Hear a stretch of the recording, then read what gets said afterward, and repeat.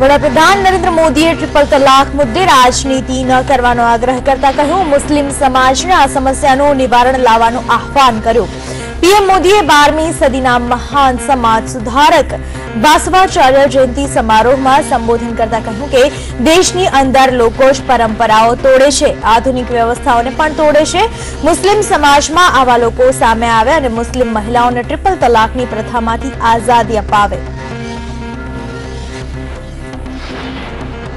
Delhi MCD ચૂંટણીમાં કારમે હાર બાદ અરવિંદ કેજરીવાલે પોતાની ભૂલ સ્વીકારી છે. કેજરીવાલે ટ્વિટર ઉપર એક પત્ર લખી પોતાની ભૂલ સ્વીકારી છે. તેમણે એ પણ ઉમેર્યું કે છેલ્લા કેટલાક દિવસમાં અમે મતદારોને મળ્યા. વાસ્તવિકતા એ છે કે અમારાથી ભૂલો થઈ છે અને આગામી દિવસોમાં અમે આત્મચિંતન કરીશું અને અમારી ભૂલો સુધારવા પ્રયત્ન કરીશું. જમ્મુ કાશ્મીરના કુપવાડામાં આતંકી હુમલામાં શહીદ થયેલા કેપ્ટન આયુષ યાદવના નશ્વર દેહને તેમના ગૃહનગર કાનપુર લાવવામાં આવ્યો હતો. બહાદુર વીર સપૂતના અંતિમ દર્શન માટે મોટી સંખ્યામાં લોકો ઉમટી પડ્યા હતા.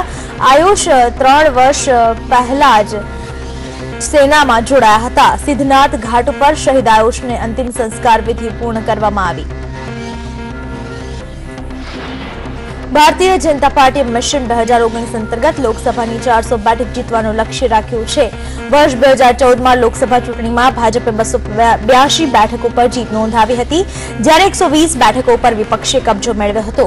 ભાજપ હવે એ જ 120 બેઠકો પર જીતવાની રણનીતિ તૈયાર કરશે. ભાજપે પોતાના મિશન અંતર્ગત આ બેઠકો નોંધી લીધી છે, જેથી હવે ભાજપ આ બેઠકો પર જીત મેળવવા કામ કરશે. લખનૌની એક જેલમાં બંધ સપાના નેતા ગાયત્રી પ્રસાદ પ્રજાપતિને જજ ઓમ પ્રકાશ મિશ્રાને એકાએક જમાનત આપી દેતા અલ્હાબાદ કોર્ટના ચીફ જસ્ટિસે જજને સસ્પેન્ડ કર્યા છે. સસ્પેન્ડેડ જજ ઓમ પ્રકાશ મિશ્રાને રિટાયર્ડના એક દિવસ પહેલા સસ્પેન્ડ કરવામાં આવતા તેમને મળનારા તમામ લાભોને બરખાસ્ત કરવામાં આવ્યા છે.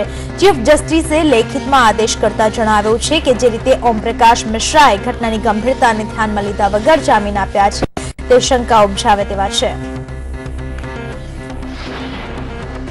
મુંબઈમાં 1993 બોમ્બ બ્લાસ્ટનો આરોપી અને અંડરવર્લ્ડ ડોન દાઉદ ઇબ્રાહિમ પાકિસ્તાનમાં છેલ્લા શ્વાસ ગણી રહ્યો છે. મીડિયા રિપોર્ટ્સ અનુસાર દાઉદને હાર્ટ એટેક આવ્યો હતો. ત્યારબાદ તેને કરાચીના કમ્બાઇન્ડ મિલિટરી હોસ્પિટલમાં વેન્ટિલેટર ઉપર રાખવામાં આવ્યો હતો. જોકે આ બધા જ સમાચારોની અધિકારિક રીતે પુષ્ટિ નથી થઈ. બીજી તરફ ભારતીય ગુપ્તચર એજન્સીઓ અંડરવર્લ્ડ ડોન દાઉદ ઇબ્રાહિમની સ્થિતિ પર ખૂબ જ નજીકથી નજર રાખી રહી છે.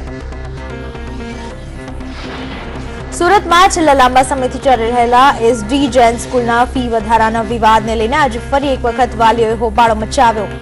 આજે સુરતમાં ફરી એક વખત ફીને લઈને વાલીઓએ હલ્લાબોલ કર્યો છે. સુરતની મોડર્ન સ્કૂલ દ્વારા વાર્ષિક 1 લાખથી વધુ ફી ઉઘરાવતા 300 જેટલા વાલીઓ શાળા ખાતે આવી પહોંચ્યા હતા. આ ઉપરાંત શાળા સંચાલકોના તગલાતી નિયમોનો વિરોધ પણ કર્યો હતો. લોકોના સ્વાસ્થ્ય સાથે ચેડા કરતા કેરીના વેપારીઓ પર તંત્રએ કડક કાર્યવાહી હાથ ધરી છે. આજે ફરી એક વખત વડોદરામાં કોર્પોરેશનની આરોગ્ય શાખા દ્વારા કેરીના વેપારીઓને ત્યાં દરોડા પાડવામાં આવ્યા હતા. વડોદરાના ખંડેરાવ માર્કેટની પાછળ આવેલા ફ્રૂટ બજારમાં આરોગ્ય વિભાગની શાખા દ્વારા દરોડા પાડવામાં આવ્યા હતા, જ્યાં 700 કિલો કાર્બાઇડથી પકવેલી કેરીનો નાશ કરાયો હતો. મોરબીના વજેપર, માધાપર અને ત્રાજપર ગામના ખેડૂતો મવડાનો વિરોધ કરી રહ્યા છે. વિરોધ દર્શાવવા આજે ખેડૂતોએ રેલી યોજી. અગાઉ 36 ગામોને તેમાં સામેલ કરવામાં આવ્યા હતા, પણ ખેડૂતોના વિરોધ બાદ 33 ગામોને મવડામાંથી દૂર કરાયા. ત્યારે બાકી વધેલા આ 3 ગામોના ખેડૂતો પણ તેમને મવડામાંથી બહાર રાખવામાં આવે તેવી માંગ કરી રહ્યા છે. ઉત્તર કોરિયાએ અમેરિકા સહિત આંતરરાષ્ટ્રીય સમુદાયની ચેતવણીને નજરઅંદાજ કરી છે અને ફરી એક વખત બેલિસ્ટિક મિસાઇલનું પરીક્ષણ કર્યું છે. દક્ષિણ કોરિયાની સેનાએ આ માહિતી આપી હતી. બીજી તરફ અમેરિકાએ પણ ઉત્તર કોરિયા પર જવાબી કાર્યવાહી કરવાની ચેતવણી આપી છે.